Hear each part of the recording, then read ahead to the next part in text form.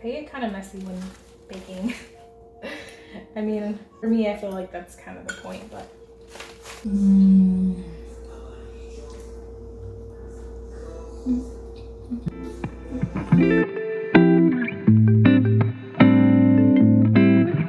Hey everybody, welcome back to my channel. My name is Lexi. Today I am here with a new recipe. I found this recipe on food52.com. It is not my recipe, it's originally from Ovenly's. This is their vegan chocolate chip. I did tweak this recipe just a little bit to make it comfortable for my family, for my liking. So I'll show you what I did differently. I will also link in the description the original recipe, and I'll also write in there what I did, what ingredients I changed up a little bit to make it how they come out for me. I followed this recipe, except for the ingredients that I changed, I followed it to the T, and they come out amazing every single time. So I hope you enjoy. Comment, like, subscribe, and let's get into it. Here is everything that you're gonna need. Like I said, the link is going to be in the description, so feel free to check that out to get all the specifics. I will write the specifics of what I did differently, but of course we got our flour, baking powder, baking soda, sugar, regular sugar and dark brown sugar, some oil. I got my chocolate chips over here on this side, a couple mixing bowls, and then all my utensils and tools that I'll be using. All right, so we'll start by mixing up all the dry ingredients. I'm gonna get this out of here. So one thing to keep in mind, on their recipe, on Ovenly's recipe, they do give you the measurements in the grams.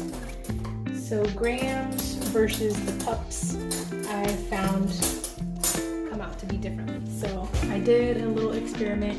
The first time I made these cookies, I did them exactly how the recipe said. I even actually weighed out the ingredients, the flour, and the cookies came out exactly how they were supposed to per that recipe. So I tried it a second time and I didn't measure or weigh the ingredients. I actually went by the cups. So they tell you, for example, for the all-purpose flour, it says 250 grams or 2 cups. And when I did the cups, I found that the cookies came out too dense. They were way too dense, on the drier side. So I did a little experiment and I weighed how much 2 cups was, and it came like over 300 grams. So I put like over 50 plus extra grams of flour. So in this recipe, I kind of measured out, I weighed out, and then also measured so that way for quicker process when I make these cookies. So I'm using a total, instead of 2 cups and the 250 grams, I'm using 1 cup and 3/4 cup of flour, all-purpose flour, which comes out to approximately 280 grams of flour.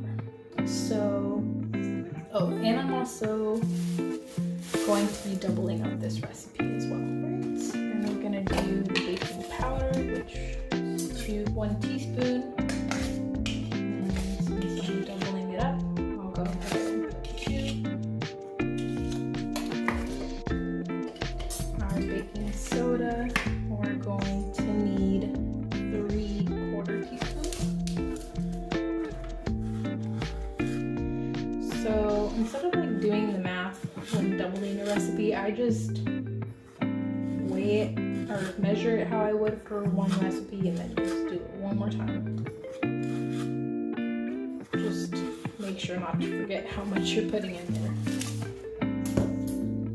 Alright, and then salt. This is gonna use a 1/2 teaspoon, so I'll just put a whole teaspoon since I'm doubling it up on this case. And then we're just gonna whisk this up just to get everything incorporated. And then we'll add the chocolate chips. The original recipe from Ovenly's, they do say to 1 1/4 cup of chocolate chips. I personally like to use a little bit less. So I skip the 1/4 cup and I'll just do 1 cup. So since I'm doubling it up, that's going to be 2 cups of chocolate chips. I find that just is enough for us.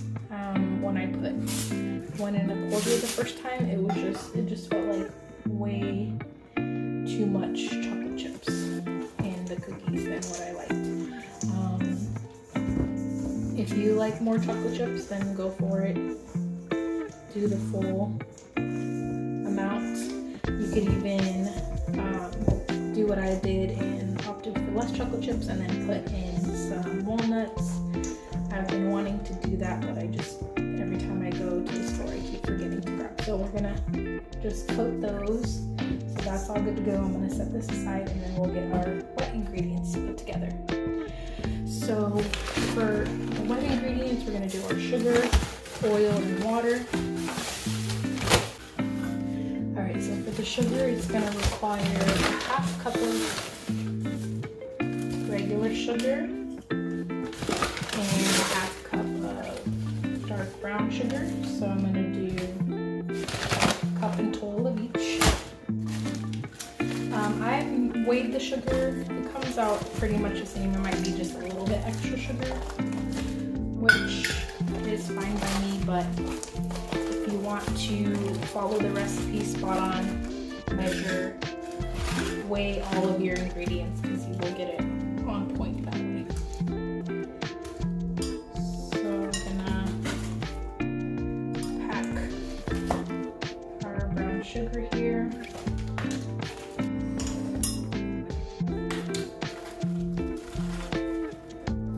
They get kind of messy when making. I mean, I guess for me, I feel like that's kind of the point, but make it a little messy, have some fun.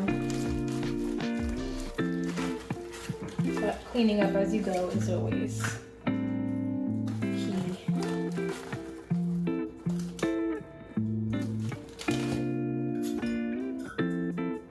Okay, so there's the sugar. And then we're going to do a cup of oil since we're doubling up. Regular recipe calls for 1 cup or 1/2 cup. So we're going to do 1 cup.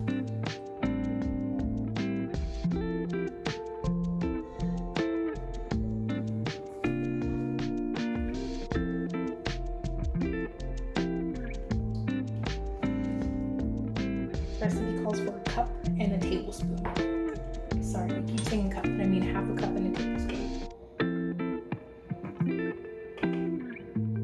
So I'm gonna add 2 tablespoons there since we're doubling. I am using canola oil. They recommend using either canola, grapeseed, any kind of neutral oil. I typically use avocado oil, and that comes out great as well. So that is an option.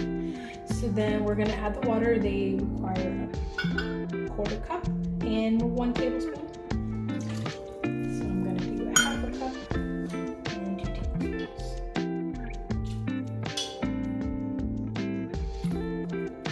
The ingredient that I'm adding differently to the requested or to the original recipe is some vanilla. So I'll put in 2 teaspoons of vanilla. That's what I have added. So now we're just gonna, the recipe instructions say to whisk it briskly for a little while.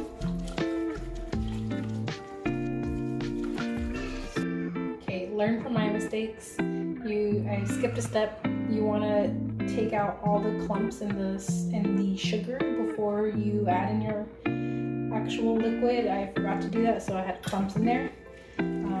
Typically I will do that when it's all dry. I'll break up all the sugar chunks with my hands and get all that nice and smooth. So I just had to go in there and break down those chunks, but now we're good. So we'll just give this a nice brisk whisk.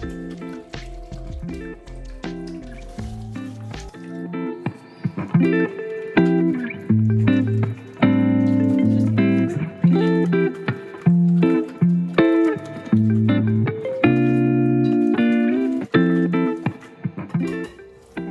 now that this is all nice and whisked together, we're going to go ahead and add in our dry ingredients.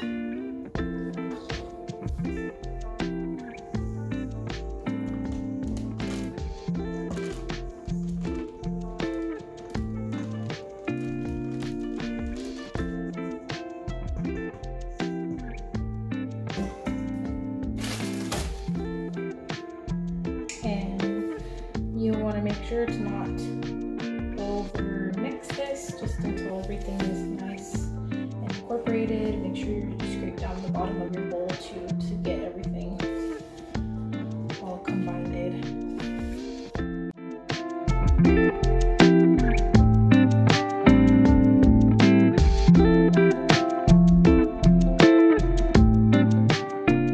So this is a little bit of a process just because you have to let the dough sit overnight.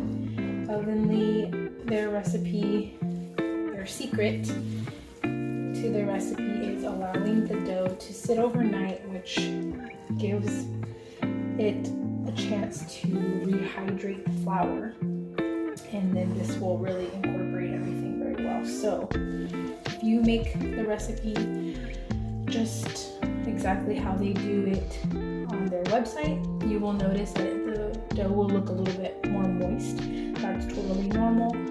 That will just give you a nice flat bakery style cookie. I like mine to have a little bit of thickness to them, and that's why I went ahead and opted to put a little bit more flour into my dough. And then I'm gonna just cover this, get it in the fridge for at least 12 hours. So I will be baking these tomorrow. But we'll fast forward and get these in the oven so you can see the final result.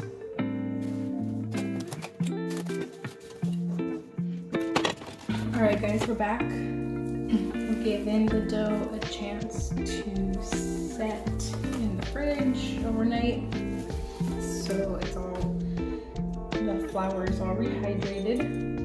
Now we're gonna go ahead and scoop out our balls of dough and get those on the cookie sheet.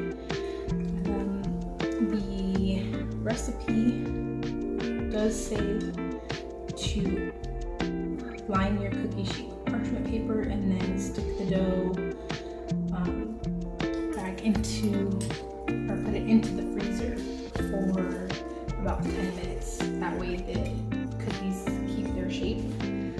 So we're gonna do that. I'm gonna set out my dough here, and then we'll go ahead and put it into the freezer and let it sit for 10 minutes, and then I'll preheat my oven in the meantime. My cookie scooper broke recently, so I haven't replaced it yet. I am just using a 1/4 inch cup here, measuring cup. And honestly, I actually really like how the shape just comes out like this in these little mounds. So I am going to just do that now.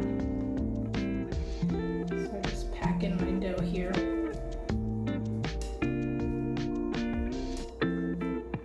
And then I use a knife to kind of help me scoop it out. And they just come in perfect little mounds.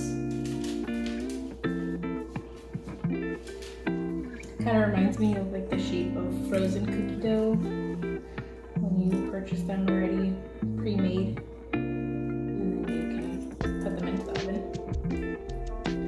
It's also probably something you can do with this cookie dough, is just freeze it, put it in the little shapes here, measure it all out, and then you can freeze it.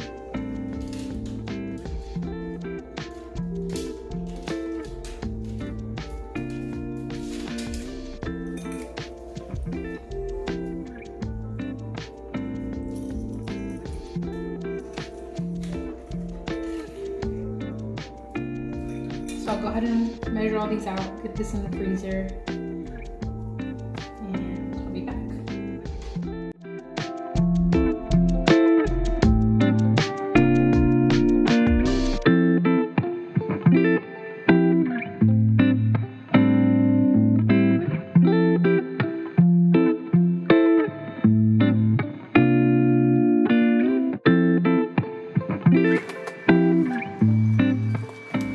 Alright, hey guys, we're back and the cookies are ready. They look delicious. So let's open one up and try it out. So they come out a little bit thicker than the original recipe. This is how I like my cookies, just a little bit of thickness, a little bit of bite. And you can see just nice and soft on the inside, nice little crispy edges, so good.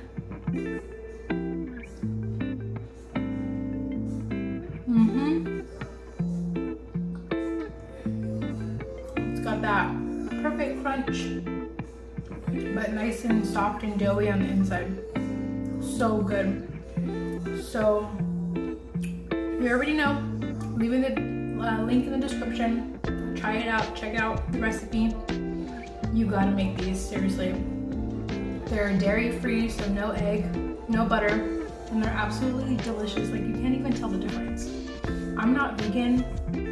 I've gone vegan before, but I honestly don't need to like be vegan to eat these. They're so yummy.